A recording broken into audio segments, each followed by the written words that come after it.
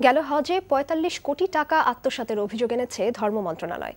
শুধু আত্মসাতই নয়, সাবেক ধর্মসচিব চৌধুরী মোহাম্মদ বাবুল হাসান ও হাবের সিনিয়র নেতাদের যোগসাজশে ঘটা এর নথি মন্ত্রণালয় থেকে গায়েব করে ফেলা হয়েছে বলে জানিয়েছেন ভারপ্রাপ্ত ধর্ম সচিব। তবে হাবের নেতারা দাবি করছেন, ধর্মমন্ত্রী ও সাবেক সচিবকে জানিয়েই সব টাকা পরিশোধ করা হয়েছে। চয়ন রহমানের রিপোর্ট। গেল বছর অতিরিক্ত ৫,০০০ হজযাত্রী হজে যাওয়াকে ঘিরে সরকারের তরফ থেকে ফেরত দেওয়ার শর্তে ৩৩ কোটি টাকা দেওয়া হয় হাবকে। রেজিস্ট্রেশনের বাইরে অতিরিক্ত টাকায় হজযাত্রী যাওয়া নিয়ে ওই কমিটির দুর্নীতি তখন প্রকাশ পায় গণমাধ্যমে।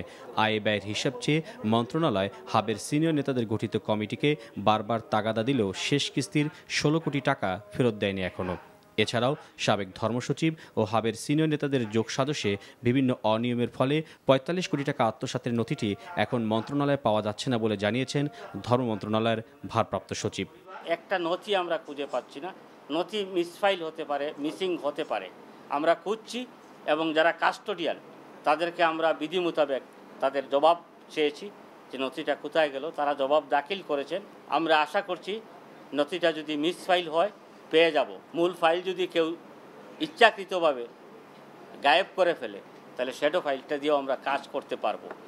কিন্তু আমার বক্তব্য এখানে নয়, কেন মিসিং হবে সেটা আমরা যাচাই করব এবং যদি সেটা আইডেন্টিফাইড হয় আমরা তাদের বিরুদ্ধে ব্যবস্থা গ্রহণের কোনো কার্পণ্য করব না।